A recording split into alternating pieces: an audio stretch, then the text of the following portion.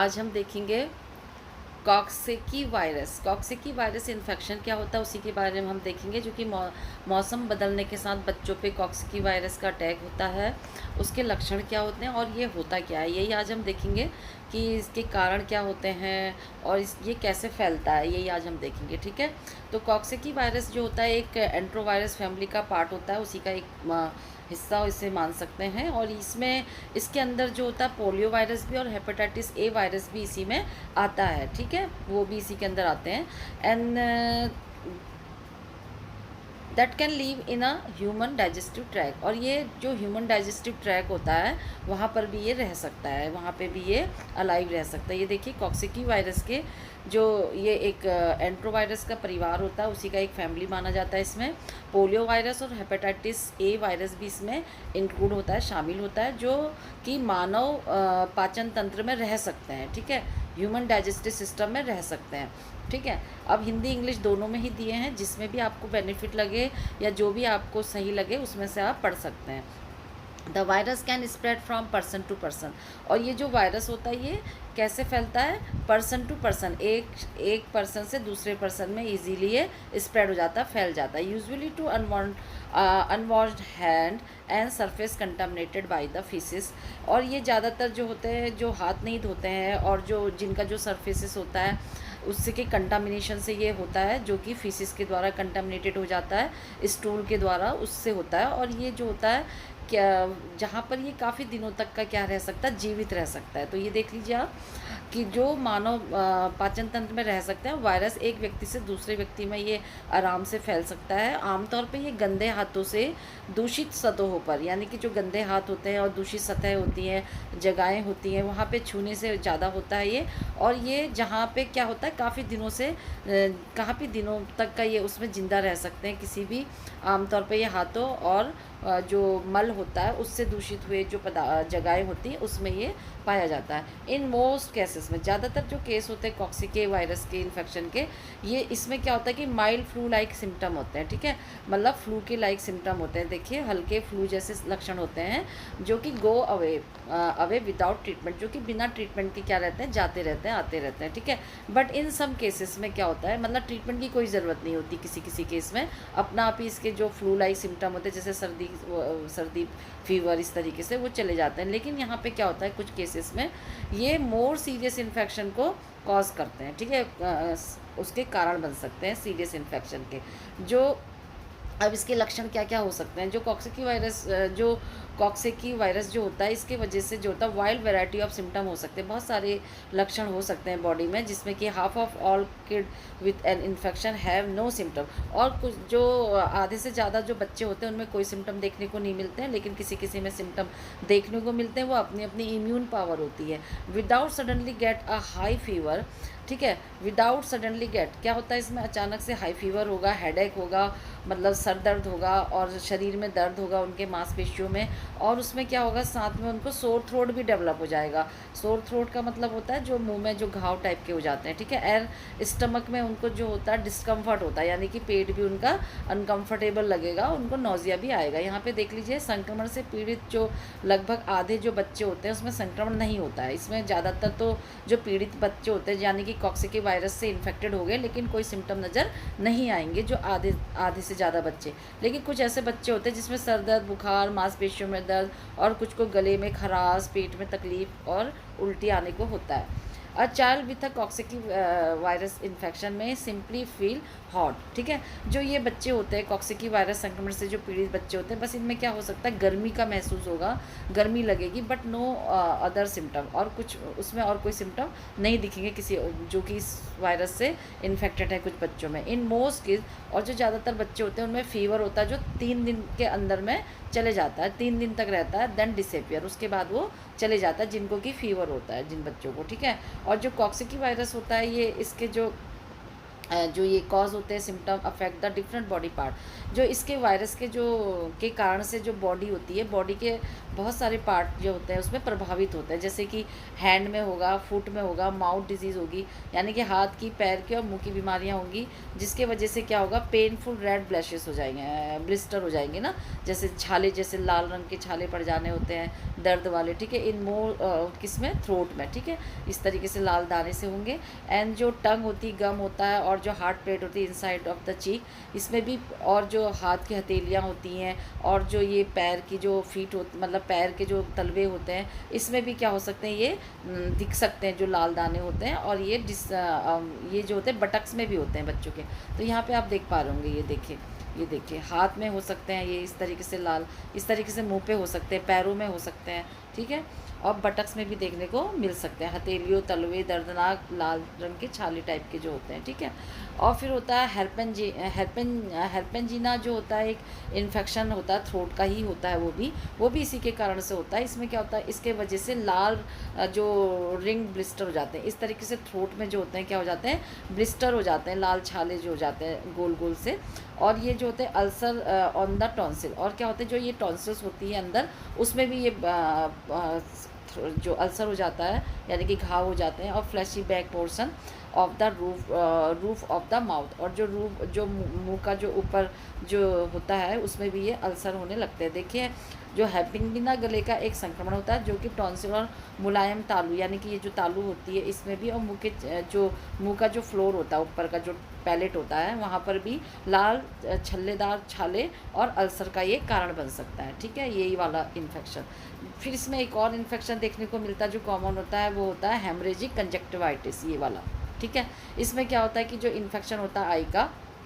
आई का इन्फेक्शन होता है, जिसमें कि जो वाइट पोर्शन होता है आई का, यानी कि जो सफ़ेद वाला भाग होता है आई का, उसमें क्या होता है रेडनेस हो जाती है उसमें, और वहाँ से वाटरी स्वेलिंग भी हो जाएगी वहाँ पे, और क्या होगा, पानी निकलेगा, और लाइट सेंसिटिविटी, यानी कि उसको उजाले में भी परेशानी होगी, और उसको दिखेगा भी सही नहीं, मतलब थोड़ा सा धुंधला दिखेगा, ठीक है। उसके बाद है ओकेजनली जो कॉक्सिकी वायरस होता है, इसके वजह से मोर सीरियस इन्फेक्शन भी होता है। कभी कभी देखा जाता है कि जो ये कॉक्सिकी वायरस होता है, इसके वजह से काफ़ी गंभीर समस्याएं भी बॉडी में उत्पन्न हो जाती हैं, जिसमें कि क्या होता है कि हॉस्पिटल में एडमिट होकर ही ट्रीटमेंट कराना पड़ता है, जिसमें कि आता है वायरल मेनिंजाइटिस। वायरल मेनिंजाइटिस का मतलब क्या हुआ कि जो मेम्ब्रेन होती है ब्रेन की और स्पाइनल कॉर्ड की, उसमें इन्फेक्शन पहुंच जाता है, ठीक है, ब्रेन में, और जो पीछे स्पाइनल कॉर्ड होती है उसमें इन्फेक्शन पहुंच जाता है, ठीक है। फिर है इंसेफ्लाइटिस में क्या होता है, ब्रेन में सीधे इन्फेक्शन पहुंच जाता है। फिर मायोकार्डाइटिस क्या होगी, जो हार्ट में सीधे उसकी जो लेयर होती है हार्ट की, वहाँ इन्फेक्शन पहुंच जाएगा, ठीक है, उसकी मांसपेशियों में। फिर है mother can pass an infection to their newborn. ये जो होता है, जो मदर प्रेग्नेंट होती है, वो भी अगर मदर को ये प्रॉब्लम है तो वो भी अपने बच्चे को ये वाली प्रॉब्लम को क्या कर सकती, पास कर सकती, ट्रांसमिट कर सकती ड्यूरिंग और जस्ट आफ्टर बर्थ, यानी कि जब वो बेबी उसके वॉर्म में है तब भी, गर्भाशय में है तब भी उसको ये मदर से भी इन्फेक्शन मिल सकता है, या फिर पैदा होने के जस्ट बाद भी उसको ये इन्फेक्शन मिल सकता है अगर उसकी माँ को है तो, ठीक है। Babies are more at risk for a serious infection, और जो छोटे बच्चे होते हैं उसको ज़्यादा इसका सीरियस इन्फेक्शन हो सकता है, इंक्लूडिंग मायोकार्डाइटिस, हेपेटाइटिस एंड मेनिंजोएन्सेफलाइटिस, ठीक है। यानी कि ये देखिए उसको हार्ट की प्रॉब्लम भी हो सकती है, जॉइंटिस हो सकती है, पीलिया वाली लीवर की प्रॉब्लम हो सकती है, उसको हो सकता है ब्रेन की और जो मेनिंजीज होती है उसकी प्रॉब्लम हो सकती है। और उसके बाद उसमें जो न्यूबॉर्न होते हैं, अब ये तो थे जो छोटे बेबी होते हैं, और जो in newborn symptom can develop within 2 week after birth, और ये जो बेबी होते हैं इनमें बर्थ के 2 हफ्ते के बाद ये सिम्टम देखने को मिल सकते हैं, ठीक है। आर कॉक्सिकी वायरस इन्फेक्शन जो होता है कंटाजीनियस, क्या ये फैलने वाला होता है, कंटाजीनियस होता है, यस। जो कॉक्सिकी वायरस जो होता है वेरी कंटाजीनियस, बहुत ज़्यादा संक्रमित होता है। They can pass from person to person, ये जो होता है कैसे फैलता है, ये व्यक्ति से व्यक्ति में फैलता है, एक व्यक्ति से दूसरे व्यक्ति में, किसी एक से दूसरे में आराम से ये ट्रांसमिट हो जाता है। कैसे, on unwashed hand and contaminated surface, यानी कि हाथ नहीं धोना, और जो कंटामिनेटेड गंदे सरफेसेस होते हैं उसके बाद उसको टच करने के बाद हाथ नहीं धोना, तो ये ज़्यादातर इसी से फैलता है। They can also can spread through the droplet अब ड्रॉपलेट इन्फेक्शन से भी हो सकता है, फैल सकता है कैसे, हवा के द्वारा, जिसमें कि जो हवा होती है ना, जैसे कि उसमें फ्लूड, अब जब छींके हैं खांसे हैं तो उसमें क्या हो जाएगा, स्नीजिंग और कफिंग कर रही है, जिसको ये प्रॉब्लम है उसने उसमें छींका और खांसा, तो क्या होगा, हवा में उसके जो इन्फेक्टेड पर्सन है वो उसके जो फ्लूड होता है वो स्प्रे हो जाता है, वो चले जाता है, और फिर वहीं पे किसी ने उसको अंदर अपने एयर से अपने अंदर ले लिया, तो ये इन्फेक्शन जल्दी से उसको कैच हो जाएगा। ठीक है, if there is an outbreak in community, अगर ये जो होता है ये किसी समुदाय में इसका अगर हो रहा है, कहीं ऐसा कम्युनिटी में हो रहा है किसी जगह पे, तो risk of Coxsackie virus infection is highest among infant and kids younger than 5 year. ठीक है, यदि किसी समुदाय में इसका प्रकोप है तो जो शिशु और 5 वर्ष के से कम उम्र के बच्चों में कॉक्सिकी वायरस संक्रमण का जोखिम सबसे अधिक होगा। ठीक है, यानी कि बड़ों को तो कम, लेकिन बच्चों को बहुत ज़्यादा ये इन्फेक्टेड करेगा अगर कहीं पर ये इस तरीके का प्रॉब्लम देखा जा रहा है तो। ठीक है, the virus spread easily in group setting, और ये जो वायरस होता है ये ग्रुप में ज़्यादा जल्दी से फैलता है, जैसे कि स्कूल, अब यहाँ पे ज़्यादा बच्चे रहते हैं ना, तो किसी एक को भी होगा तो सबको एक के बाद एक ज़्यादा होगा। फिर है चाइल्ड केयर सेंटर्स, कुछ पेरेंट्स होते हैं जो अपने बच्चे को जो होते हैं चाइल्ड केयर सेंटर्स में रख जाते हैं जब तक कि उनकी ड्यूटी ऑफ नहीं होती है, तो वहाँ पर भी बच्चे जो खेलते हैं, खाते हैं, पीते हैं, रहते हैं, तो वहाँ पर भी ये एक दूसरे से किसी को हो सकता है, एक से दूसरे को। ठीक है, एंड समर कैंप, जैसे समर में कैंप लगते हैं बच्चों के, वहाँ भेज देते हैं पेरेंट्स, वहाँ पर भी अगर कोई इन्फेक्टेड चाइल्ड है तो दूसरे को भी कर सकता है। फिर है people are most contagious the first week they are sick. ठीक है, तो लोग जो बीमार होने से पहले सप्ताह में सबसे अधिक संक्रामक होता है, यानी कि जब ये फर्स्ट वीक होता है, जब से ये किसी को डेवलप होता है किसी की बॉडी में, तो जो फर्स्ट वीक होता है उस समय ये ज़्यादा सीरियस होता है फैलाने के लिए रोग को। ठीक है, एक से दूसरे को। इन कूलर क्लाइमेट, यानी कि जो इसमें जो ठंडा मौसम होता है और जो समर में ठंड में, और जो ये होता है ना ये पतझड़ वाला मौसम, उसमें ज़्यादा ये फैलता है वर्ल्ड में। और लेकिन दुनिया के जो उष्णकटिबंधीय जो भाग होते हैं उसमें भी ये साल भर रहता है, यानी कि जो ट्रॉपिकल पार्ट होते हैं ना वर्ल्ड के, उसमें ये पूरे साल रहता है। ठीक है, लेकिन जहाँ पर इस तरीके का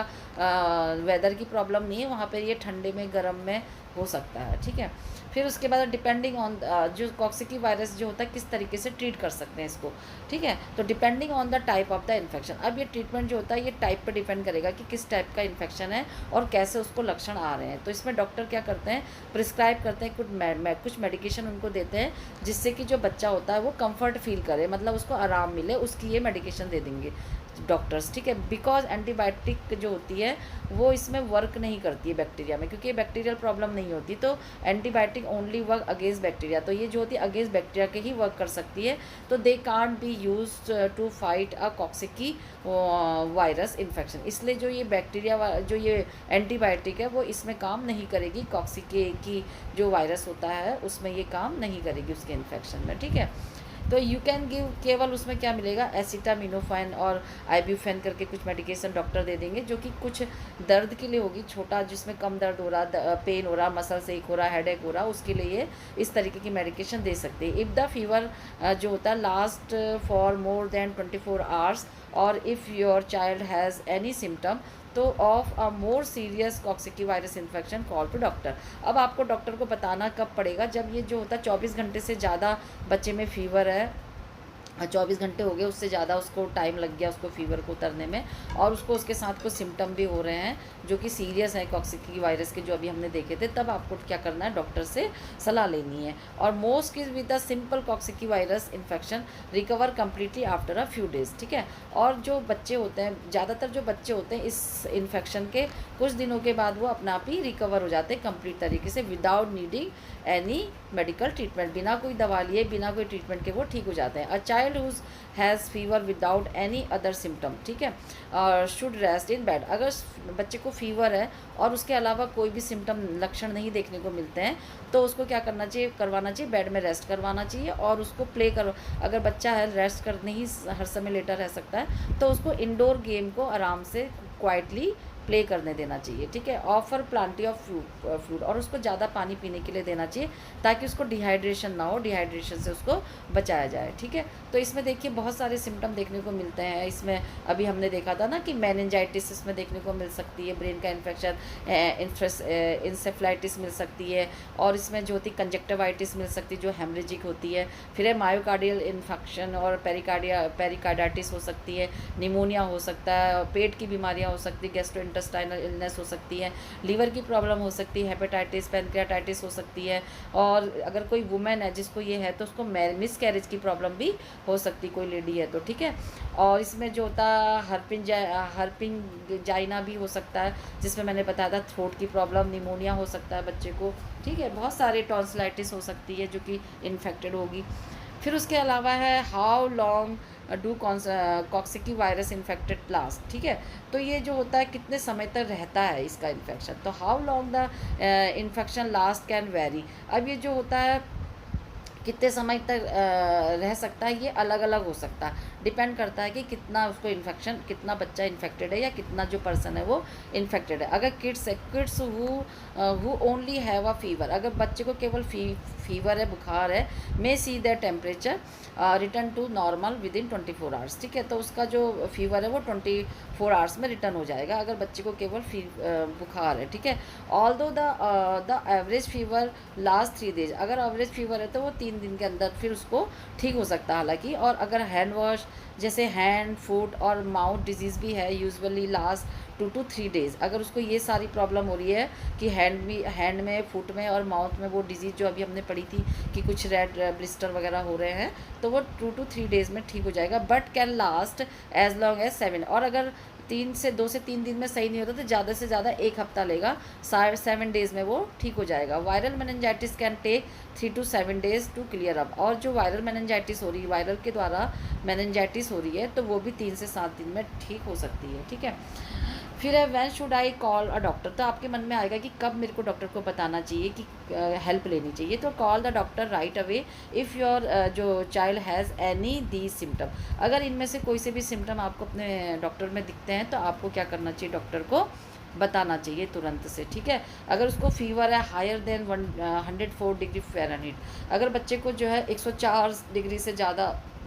फीवर है, 104 तक है, और वो बच्चा क्या है, इन्फेंट है, यानी कि लेस देन 6 मंथ, मतलब 6 महीने से अभी छोटा बच्चा है और 104 फीवर है, तो उसको डॉक्टर को दिखाना चाहिए। अगर बच्चा जो है वो ओल्डर है, बड़े बच्चे हैं और उसको 102 बुखार है, तो फिर डॉक्टर को बताना चाहिए, ठीक है।